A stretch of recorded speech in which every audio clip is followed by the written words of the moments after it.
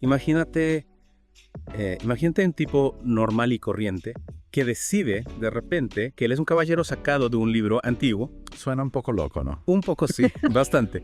Y justo ahí es donde vamos a empezar nuestra inversión de hoy. Ajá. Nos enviaste unos fragmentos del inicio de Don Quijote Sí. y vamos a ir al grano, al capítulo 1. Para mi hoyo. Exacto, para entender cómo se produce esta transformación tan loca. Y no vamos a hacer un simple resumen, ¿eh? No. Queremos pillar el porqué detrás del qué. En mi hoyo. ¿Qué le pasa a Alonso Quijano por la cabeza para que decida que es Don Quijote?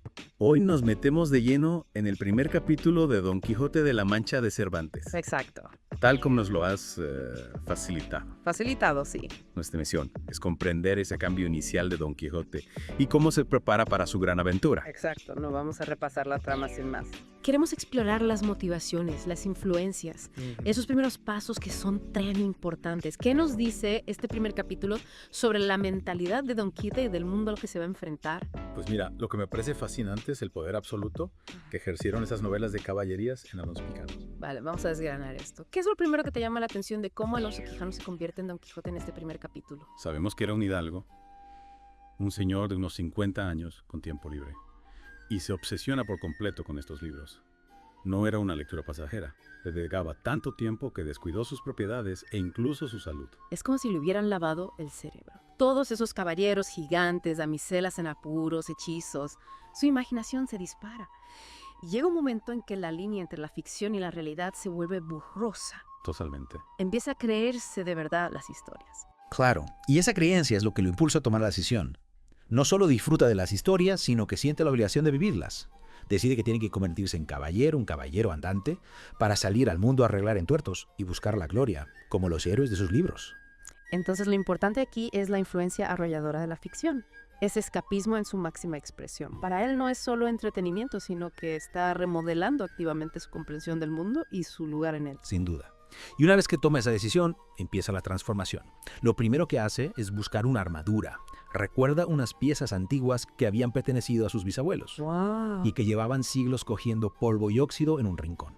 Menuda excavación familiar. Exactamente. Entonces desempolva esa armadura ancestral e intenta arreglarla lo mejor que puede. Claro. Me lo imagino rebuscando, intentando montar su look de caballero. Claro. Hay un problema bastante gordo para un caballero. El casco. A la armadura le falta una visera adecuada, lo que se llamaba celada de encaje. Solo tiene un morrión simple, que no ofrece mucha protección para cara. Claro. Hay que decir que la celada de encaje era fundamental para un caballero en batalla. Que Don Quijote carezca de esta pieza fundamental y recurra al cartón ya nos indica, desde el principio, su alejamiento de cualquier noción real de la caballería. Vale, y aquí es donde la cosa se pone interesante. Porque en lugar de rendirse o buscar otro casco, decide ponerse creativo, A su manera. a la manera de Don Quijote.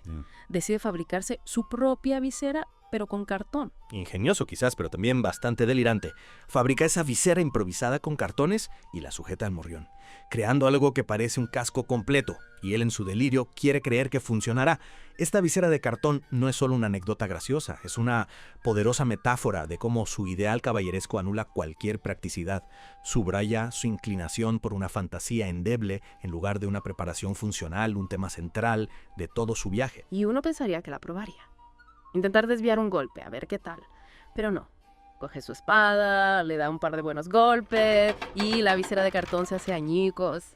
Todo ese trabajo para nada. Y aunque lógicamente se siente un poco decepcionado por lo fácil que se rompe, su delirio puede más de su sentido común. Ajá. La reconstruye, esta vez la refuerza por dentro con tiras de hierro. ¡Wow! Y aquí está la clave. Se convence de su resistencia sin volver a probarla. Eso es tener fe. Totalmente. Lo importante aquí es su ingenio, sí, pero impulsado por su delirio. Está tan obsesionado con ser un caballero que pasa por alto las cosas más obvias. Exacto. La visera de cartón con tiras de hierro. Un ejemplo perfecto, desde el principio, de su percepción distorsionada de la realidad. Y la transformación no termina con la armadura. Luego se centra en algo igual de importante para un caballero andante. ¿Un nombre? La marca personal. No puede ir por ahí como Alonso Quijano.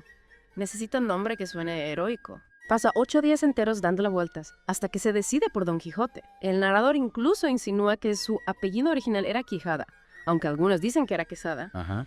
Es un detalle que añade un toque de realismo a su construcción ficticia. Exacto. Está creando activamente esta nueva identidad.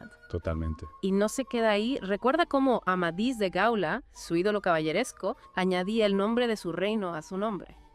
Amadís de Gaula. Y Don Quijote decide hacer lo mismo. Por supuesto. Añade de la Mancha a su nombre, honrando a su tierra natal. No solo suena más distinguir en su mente, sino que también lo identifica con su linaje, su patria, elevando aún más su personaje de caballero. Totalmente. Todo es crear esa imagen grandiosa. Y luego, claro, un caballero necesita un corcel noble. Ajá. Pero Alonso Quijano solo tiene un rocín. Un caballo normalito. Quizás un poco viejo, pero para Don Quijote eso no sirve. Y se pasa otros 4 días pensando en un nombre adecuado para su caballo. 4 días. Uno pensaría que nombrar un caballo sería más rápido, Yes. pero para Don Quijote cada detalle tiene que encajar con su fantasía caballeresca. Y al final se decide por Rocinante, Rocinante. un nombre que él considera noble y sonoro, adecuado para un gran caballero andante. Ajá. El contraste entre la realidad del Rocín y la grandeza del nombre Rocinante es cuanto menos llamativo Ya. y muy revelador. Lo que vemos aquí es esa construcción deliberada de una nueva identidad. No se limita a cambiar su nombre, está construyendo una personalidad desde cero con nombres que se alinean con su ideal caballeresco. Totalmente. Pero a un caballero andante le falta un elemento fundamental para estar completo. Una dama a la que dedicar sus hazañas. Ah, la búsqueda romántica. Todo buen caballero necesita una damisela a la que inspirar. Claro. Y Don Quijote se da cuenta de eso. ¿Y a quién elige como su dama? Pues a una campesina de un pueblo cercano, al don San Lorenzo. Al don San Lorenzo. No encaja con la imagen de una damisela, ¿verdad? No en el mundo de Don Quijote. Él coge esa campesina y la transforma por completo en su imaginación. La eleva al estatus de una noble señora y le da un nuevo nombre. Dulcinea del Toboso. Dulcinea Toboso suena mucho más romántico. Mucho más romántico. ¿Y por qué ese nombre? Bueno, el texto dice que le pareció un nombre musical y significativo, adecuado para su dama idealizada. Es un nombre que nace de su imaginación, no tiene nada que ver con la aldonza real. Lo importante aquí es la naturaleza idealizada e imaginaria de su búsqueda romántica. Dulcinea del Toboso no es una persona real para Don Quijote, es un producto de su fantasía caballeresca. Exacto. No está enamorado de la Aldonza real, está enamorado de la idea de tener una dama a la que servir. Ajá. Y crea a Dulcinea para cumplir ese papel. Exactamente. Entonces, ¿qué hemos aprendido de estos primeros pasos en el mundo de Don Quijote? Su inmersión en la ficción ha distorsionado su sentido de la realidad. No le basta con leer sobre héroes, él tiene que ser uno. Vemos el origen de este personaje icónico en estas primeras secciones. Su armadura improvisada, los nombres que elige para él y su caballo y Dulcinea, su amor platónico imaginario. Todo esto subraya esa mezcla de fantasía y realidad que define a Don Quijote desde el principio.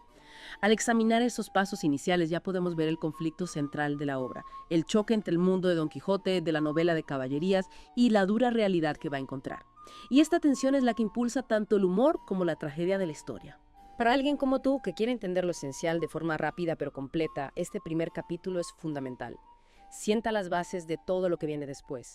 Ves la transformación, las motivaciones clave que surgen de su obsesión por los libros de caballerías y la forma, un poco absurda pero entrañable, en que se prepara para su aventura. Esperemos que eso te ayude a entender cómo Alonso Quijano se convierte en Don Quijote sin tener que leer todo el capítulo. Este capítulo realmente destaca el poder de las creencias y cómo pueden moldear nuestras acciones, incluso cuando estas creencias no tienen nada que ver con la realidad. El viaje de Don Quijote no comienza en el mundo real, sino en el mundo fantástico de sus libros. Piénsalo. ¿Con qué frecuencia nosotros nos obsesionamos tanto con una idea que empieza a afectar a cómo vemos las cosas? Don Quijote lo lleva al extremo, claro, pero hay un poco de eso en todos nosotros. ¿Qué viseras de cartón estamos construyendo en nuestras vidas, convencidos de que son fuertes sin probarlas? Es una buena pregunta. Algo para reflexionar.